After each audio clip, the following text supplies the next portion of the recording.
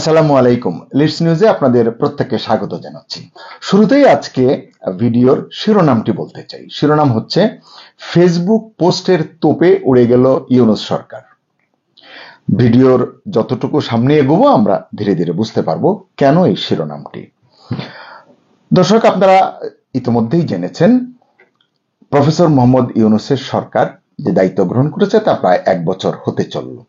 এই ক্ষমতারোহণের 1 বছর পূর্তি উপলক্ষে তারা বিভিন্ন কর্মসূচি ঘোষণা করেছে। সংস্কৃতি উপদেষ্টা ফারুকী এটি 1 মাস ব্যাপী যে পরিকল্পনা এটি ঘোষণা করেছেন গত 25 জুন।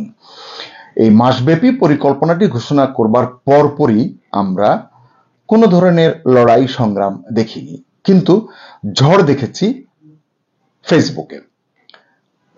এই ঘোষণাটিতে তারা যা যা বলেছেন যে 1 বছর পূর্তি উপলক্ষে 8 আগস্টকে, অর্থাৎ যেই তারিখে প্রফেসর মোহাম্মদ ইউনূস অন্তর্বর্তী সরকারের প্রধান হিসেবে দায়িত্ব গ্রহণ করেছেন এবং এই সরকার যাত্রা শুরু করেছে, সেই দিবসকে তারা নতুন বাংলাদেশ দিবস হিসেবে ঘোষণা করে পরিপত্র জারি করেছেন। এটা পরের দিন 26 তারিখ মন্ত্রিপরিষদ বিভাগ থেকে এই পরিপত্রটি জারি করা হয়েছে। এবং 5 আগস্টকে জুলাই গণ অভ্যুত্থান দিবস, যেদিন এর আগের সরকার আওয়ামী লীগ সরকার সাবেক প্রধানমন্ত্রী শেখ হাসিনার সরকার পতন হয় এবং শেখ হাসিনা দেশ ছেড়ে ভারতে গিয়ে আশ্রয় নেন, সেই দিবসকে জুলাই গণ অভ্যুত্থান দিবস হিসেবে ঘোষণা করে পরিপত্র জারি করা হয়। সংকট হলো এর পরপরই তেলেবেগুনে জ্বলে উঠলেন, ক্ষিপ্ত হলেন, ক্ষুব্ধ হলেন জাতীয় নাগরিক পার্টির কয়েকজন নেতা। একেবারে প্রথম সারির 3 জন নেতাই যদি বলি, হাসনাত আব্দুল্লাহ, সার্জিস আলম এবং আক্তার হোসেন। আমরা জাতীয় নাগরিক পার্টির আহ্বায়ক নাহিদ ইসলামের কিন্তু কোনো শব্দ এই ক্ষেত্রে পেলাম না। কারণ এই যে সরকার হুট করে এমন একটি সিদ্ধান্ত ঘোষণা করলো, কার সঙ্গে আলোচনা করে করেছে এটি সরকার ভালো জানে, কিন্তু সরকার যাদের দ্বারা নিয়োগকৃত তারা প্রতিবাদ করলো, তার মানে তাদের সঙ্গে কোনো আলোচনা করা হয়নি, তাদের প্রতিবাদের মুখে সরকার পড়ে গেল। এমন অবস্থায় সকলেই চোখ কান খাড়া রাখছিলেন যে কি হয় সেটি দেখার জন্য। আমরা একটু দেখি এই 3 নেতা আসলে কি বলেছেন। এই যে বললাম ফেসবুক পোস্টের তোপে উড়ে গেল ইউনূস সরকার। এর আগে দেখেছি প্রফেসর ইউনূসের কাছ থেকে কোনো দাবি আদায় করতে গেলে নাগরিক পার্টির নেতাদেরকে, বিশেষ করে হাসনাত আব্দুল্লাহকে দেখেছি বা আমরা সার্জিস আলমকে দেখেছি যে তাদেরকে আন্দোলন করতে হয়েছে, মিছিল দিতে হয়েছে এবং হুঙ্কার উচ্চারণ করতে হয়েছে, হুঁশিয়ারি উচ্চারণ করতে হয়েছে, তারপরে গিয়ে এটি তারা আদায় করেছেন। সরকার নতজানু হয়েছে তাদের দাবির মুখে। এবার যেটা হয়েছে যে 16 জুলাই এটাকে শহীদ আবু সাইদ দিবস হিসেবে সরকার ঘোষণা করেছিল এবং মন্ত্রিপরিষদ বিভাগ থেকে এই যে পরিপত্র জারি করা হয়েছে, এই পরিপত্রে বলা হয়েছে দিবস দুটিকে প্রতি বছর যথাযথ মর্যাদায় প্রতিপালন করতে হবে। সকল মন্ত্রণালয়, সংশ্লিষ্ট বিভাগ, সংস্থা সকলকে এটি কিন্তু অনুরোধ জানানো হয়েছে। এই ধরনের অনুরোধ আসলে এক ধরনের রাষ্ট্রীয় বা সরকারি নির্দেশ বলেই আমরা জানি। কিন্তু প্রতিবাদ হিসেবে কি হলো? প্রতিবাদ শুরু হলো। হাসনাত আব্দুল্লাহ ফেসবুক পোস্টে লিখলেন, নতুন বাংলাদেশের জন্ম হয়েছে 5 আগস্ট, 8 আগস্ট নয়। স্পষ্ট করে তিনি লিখলেন 5 আগস্টের সাধারণ ছাত্র জনতার এই অর্জনকে সরকারের কুক্ষিগত করার চেষ্টা মেনে নেওয়া হবে না। অর্থাৎ প্রফেসর ইউনূস এখানে ভিলেন হয়ে গেলেন। তিনি যাদের দ্বারা নিযুক্ত হয়েছেন তাদের অর্জনকে তিনি আবার একটু ছিনতাই করতে চাইলেন, এমনই আমরা বুঝতে পারি।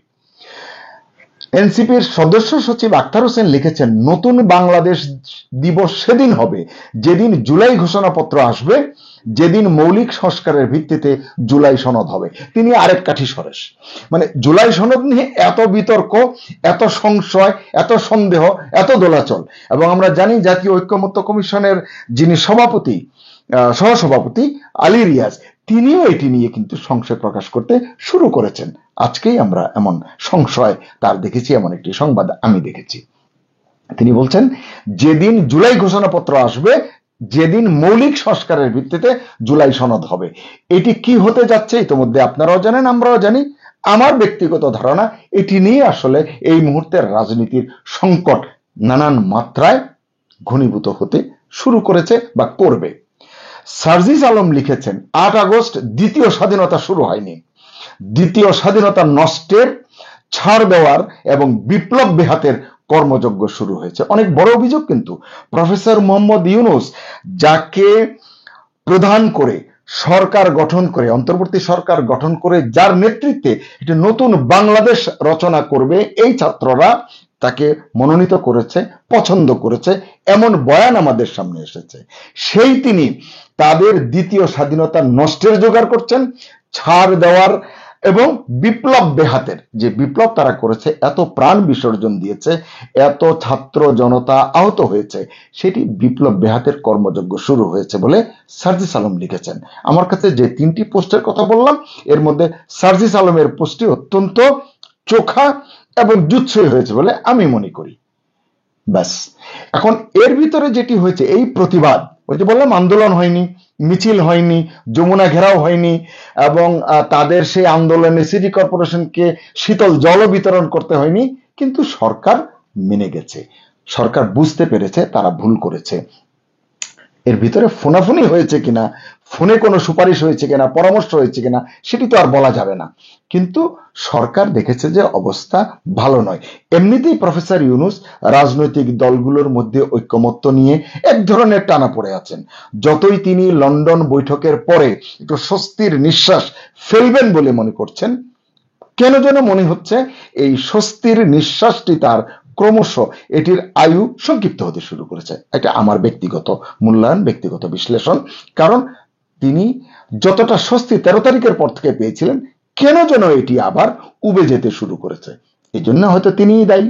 কারণ ইতোমধ্যে তিনি প্রধান নির্বাচন কমিশনারের সঙ্গে বৈঠক করেছেন, এটি নিয়ে 2-3 রকমের ভার্সন কিন্তু ইতোমধ্যে শুরু হয়েছে।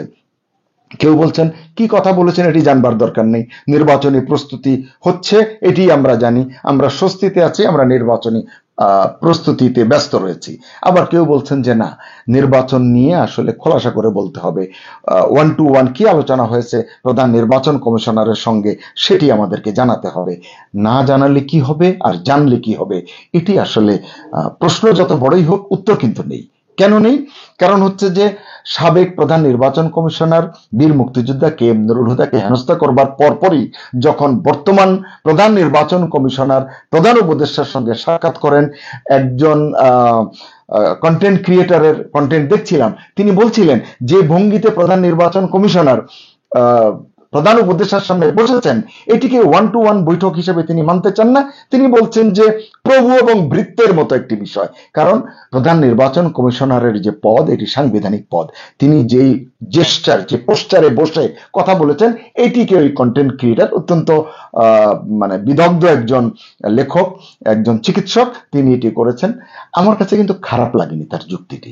কারণ প্রধান নির্বাচন কমিশনারকে বা প্রধান বিচারপতিকে ইতিপূর্বে গত 10, 15, 20, 25, 30 বছরে রাজনৈতিক অনেক সংকট এসেছে বাংলাদেশে। বেগম খালেদা জিয়ার সঙ্গে, শেখ হাসিনার সঙ্গে, কিংবা হোসেন মোহাম্মদ এরশাদ, আমরা যদি এই রেজিমগুলো ধরে যদি বিবেচনা করি, কারোর সঙ্গেই কিন্তু আমরা দেখিনি প্রধান বিচারপতিকে এইভাবে 1-to-1 কথা বলতে, এবং প্রধান নির্বাচন কমিশনারকেও। অর্থাৎ অনেক কিছু নতুন হচ্ছে এই নতুন বাংলাদেশে।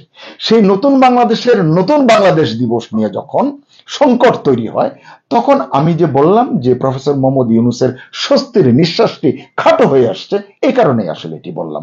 অন্য কোনো ক্ষোভ, অন্য কোনো আক্রোশ কিন্তু এখানে নেই। যাই হোক, ফেসবুক পোস্টের তোড়ে ইউনূস সরকার যখন উঠে গেলেন, এটি জানা গেল কিভাবে? প্রধান উপদেষ্টার প্রেস সচিব শফিকুল আলম তিনি তার ফেসবুক পোস্টে জানিয়েছেন, উপদেষ্টা পরিষদের বৈঠকে 16 জুলাইকে শহীদ দিবস, এখন আর আবু সাইদ দিবস বলা হচ্ছে না, শহীদ দিবস বলা হচ্ছে। এখানে আমি একটু বলতে চাই, আবু সাইদ শহীদ হয়েছেন, নিঃসন্দেহে এটি আমরা স্বীকার করি, জানি, তার প্রতি আমাদের, তার পরিবারের প্রতি আমাদের সহমর্মিতা রয়েছে। এরপরে 5ই আগস্ট পর্যন্ত যারা শহীদ হয়েছেন, ইভেন এর পরও যদি কেউ শহীদ হয়ে থাকেন এই গণ আন্দোলনের সঙ্গে সম্পৃক্ত, তাদেরকে আমরা কিভাবে চিহ্নিত করব? 16 জুলাই যদি শহীদ দিবস আমরা বলি, বা এটি নিয়ে অন্য কোনো চিন্তা করা যেত কিনা এনসিপি নেতারাও ভাবতে পারেন এবং সরকারকেও ভাবতে অনুরোধ করব। এবং বলছেন 5 আগস্টকে তারা গণ অভ্যুত্থান দিবস বলছেন। যেদিন সাবেক স্বৈরাচার শেখ হাসিনাকে তারা উৎখাত করেছেন, এটিকে গণ অভ্যুত্থান দিবস তারা বলছেন, এবং 8 আগস্টের জন্য কোনো বিশেষ উদযাপন হবে না। অর্থাৎ প্রফেসর মোহাম্মদ ইউনূস যে 8 তারিখে বাংলাদেশের অন্তর্বর্তী সরকারের দায়িত্ব নিয়েছেন, এই দিবসটি রাঙানোর কোনো সুযোগ কিন্তু আর এই সরকার পেল না। এটিতে হয়তো মনে কষ্ট পেয়ে থাকবেন প্রফেসর মোহাম্মদ ইউনূস, এবং তিনি মনে কষ্ট পেলে এটি কিভাবে তিনি প্রতিবাদ করবেন, কিভাবে তিনি প্রতিশোধ করবেন, এটি তাকে যারা চেনেন, তাকে যারা বোঝেন, তাকে যারা পড়তে পারেন কম বেশি, তারা বুঝতে পারছেন, ধারণা করতে পারছেন, এবং এটি এনসিপির নেতারা বুঝতে পারছেন না। এটি হয়তো অচিরেই তারা বুঝবেন। খুব সাধারণ একটি বিষয়, কিন্তু সরকারের একটি সিদ্ধান্ত সেই ছাত্র নেতাদের দ্বারা প্রতিবাদের মুখে পড়ল, এবং সেখান থেকে সরকার ইউটার্ন করলো। এই যে পরিকল্পনা করলেন উপদেষ্টা ফারুকী, 1 মাস ব্যাপী কর্মসূচি ঘোষণা করলেন, তার মানে মূল সূত্র, এই যে গণ আন্দোলনের যারা মূল শক্তি, তাদের কাছ থেকে যে সরকার কতটা বিচ্ছিন্ন, কতটা দূরের, এই পরিপত্র ঘোষণা এবং পরিপত্র ঘোষণা করে আবার লেজ গুটিয়ে ইউটার্ন করা থেকে কিন্তু আমরা বুঝতে পারি। প্রকাশ্যে এলো, এই জন্যই আসলে এই কথাগুলো বলবার সুযোগ পেলাম। এসব কারণে আমার মনে হয়েছে বিষয়টি যত ক্ষুদ্রই হোক না কেন, এটি আপনাদের সঙ্গে শেয়ার করা দরকার। এবং আমার এটি দেখে শুরুতেই মনে হয়েছে যে এবার ফেসবুক পোস্টের তোড়ে ইউনূস সরকার উড়ে গেছেন, মানে এটি একটি রূপক অর্থে যে তার সিদ্ধান্ত তিনি পাল্টাতে বাধ্য হয়েছেন, এবং প্রফেসর মোহাম্মদ ইউনূস যা সিদ্ধান্ত নেন সহজে সেখান থেকে তিনি সরেন না। এবার কিন্তু তিনি সরেছেন, কারণ তিনি বুঝতে পারছেন এই পথে না চললে, ইউটার্ন না করলে সামনে অশনি সংকেত দেখা দিচ্ছে। শুভকামনা সবার জন্য, ভালো থাকুন, আল্লাহ হাফেজ।